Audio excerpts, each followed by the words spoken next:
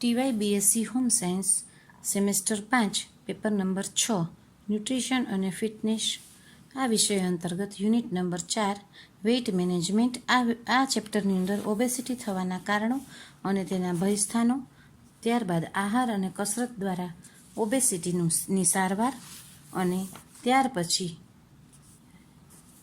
આપણે તરંગી આહાર વિશે વિસ્તૃત ચર્ચા કરવાની છે. આગલા લેક્ચરમાં આ બે ઓબેસિટીની સારવાર વિશે આપણે ચર્ચા કરી હતી. હવે તરંગી આહાર એક એવો આહાર છે જે અસંતુલિત અને અનહેલ્ધી આહાર છે અને આવો આહાર લેવાથી વજન ખૂબ ઝડપથી ઘટી જાય છે. કસરત કર્યા વગર ફક્ત તરંગી આહાર લેવાથી વજન ઘટી જાય છે.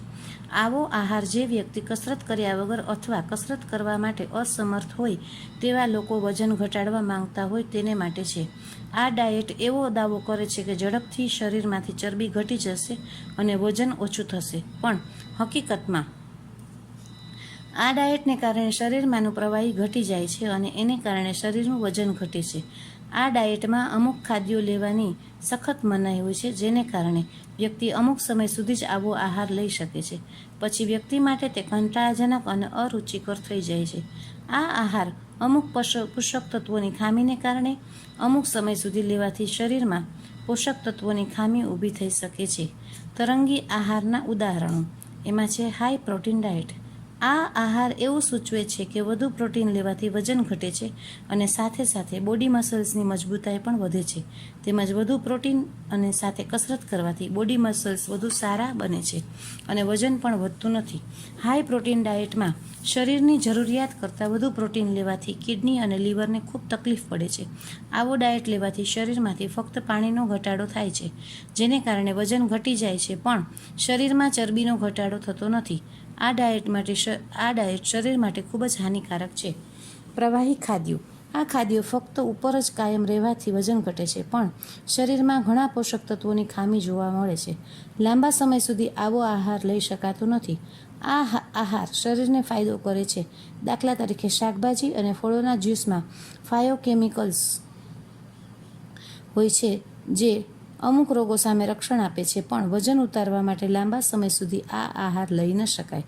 ગ્રેપ ફ્રૂટ આહાર. આ આહારમાં ફક્ત ગ્રેપ્સ લેવામાં આવે છે, જેને કારણે વજન ઘટે છે, પણ ફક્ત એક જ ખાદ્ય ઉપર આધાર રાખવાથી શરીરને કેલેરી મળી રહે છે, પણ બીજા પોષક તત્વો બિલકુલ મળતા જ નથી, જે આરોગ્ય માટે ખૂબ જ જોખમી છે.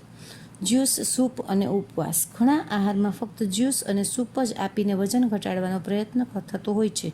લાંબા સમય સુધી ઉપવાસ કરવાથી કે જેમાં ઘન ખાદ્યો ન લેવાથી થાક લાગે છે, પણ ઉપવાસથી શરીરનું મેટાબોલિક રેટ ઘટી જાય છે અને ખૂબ ઓછા પ્રમાણમાં કેલેરી બળે છે. ફૂડ સંયોજન આહાર. કોઈ પણ 2 કે તેથી વધુ ફૂડનું સંયોજન કરી લેવાથી શરીરની કેલેરી બંધ કરી શકાય છે, પણ આ વિધાનના કોઈ સાયન્ટિફિક પુરાવા મળ્યા નથી. આવા આહારને કારણે પાચન ક્રિયામાં તકલીફ થઈ શકે છે અને ડાયરિયા થઈ જાય છે. કોબી-ક્રેઝી આહાર. આવો આહાર ફક્ત શરીરનું પ્રવાહી ઘટાડી શકે છે. લાંબા સમય સુધી આવો આહાર લઈ શકાતો નથી. તરંગી આહારની સંભવિત સમસ્યાઓ. ક્રોનિક બીમારી જેમ કે હૃદયરોગ, કેન્સર, બ્લડ પ્રેશર અને ઓસ્ટિયોપોરોસિસનું જોખમ વધી જાય છે. આવા આહારમાં વધુ ફળો અને શાકભાજીનો ઉપયોગ થવાને કારણે અન્ય ખાદ્ય જૂથ જેવા કે ડેરી પ્રોડક્ટ અને અનાજની આહારમાં ખામીને કારણે ઘણી ક્રોનિક બીમારી થવાની શક્યતા વધી જાય છે. હાઈ પ્રોટીન ડાયેટ લેવાને કારણે શરીરમાં કેલ્શિયમની પણ ખામી જોવા મળે છે, જેને પરિણામે ઓસ્ટિયોપોરોસિસનું જોખમ વધી જાય છે. ફિટનેસમાં ઘટાડો. ખાસ કરીને ખોરાકમાં કાર્બોહાઈડ્રેટની ખામી થતાં થાકના લક્ષણોમાં વધારો થાય છે, તેમજ શરીરમાં પ્રવાહી અને ઇલેક્ટ્રોલાઇટની ખામી ઊભી થાય છે. શરીરને સૌપ્રથમ શક્તિ માટે કાર્બોહાઈડ્રેટની જરૂર પડે છે. જ્યારે તમે પૂરતું કાર્બોહાઈડ્રેટ ખોરાકમાં લેતા નથી, ત્યારે તમારું શરીર લીવરમાં સંગ્રહાયેલું કાર્બોહાઈડ્રેટ ખેંચે છે. ત્યારે આ પ્રક્રિયામાં પ્રવાહી અને ઇલેક્ટ્રોલાઇટનો ઉપયોગ શરીરમાં વધુ થાય છે અને લો બ્લડ પ્રેશરની અસર વધુ દેખાય છે. કિડનીમાં પથરી અને સંધિવા. હાઈ પ્રોટીન અને લો કાર્બોહાઈડ્રેટ ડાયેટને કારણે શરીરમાં યુરિક એસિડ અને કેલ્શિયમ આઇસોલેટ બનવાનું પ્રમાણ વધી જાય છે, જેને પરિણામે પથરી અને સંધિવા થાય છે.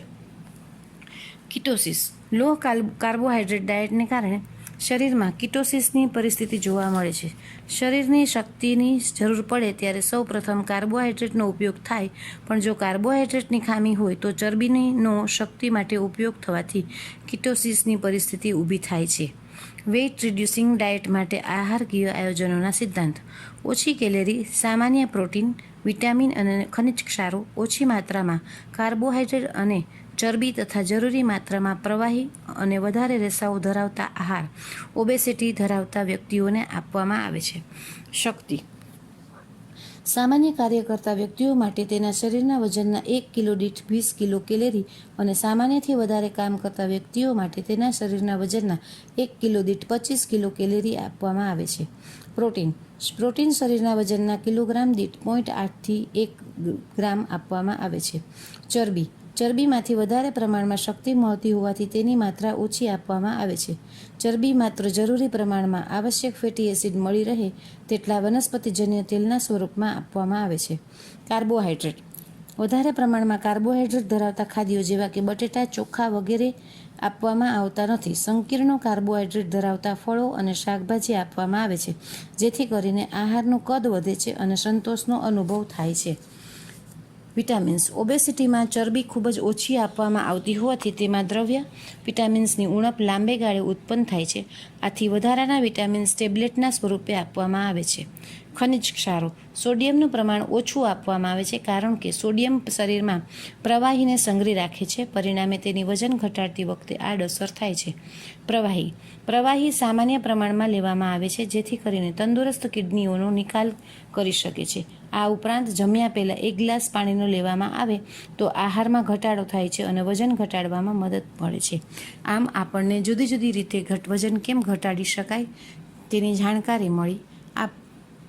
આ વિષયમાં આપણને વધુ પ્રમાણમાં શરીરનું વજન વધતું જાય તો કઈ રીતે તેને કંટ્રોલમાં લેવું તેના ફાયદા અને ગેરફાયદા પણ આપણને જાણવા મળ્યા અને કઈ રીતે આપણે વજન ઘટાડી શકીએ તેની વિસ્તૃત માહિતી આપણને આ ચેપ્ટરમાંથી મળી છે.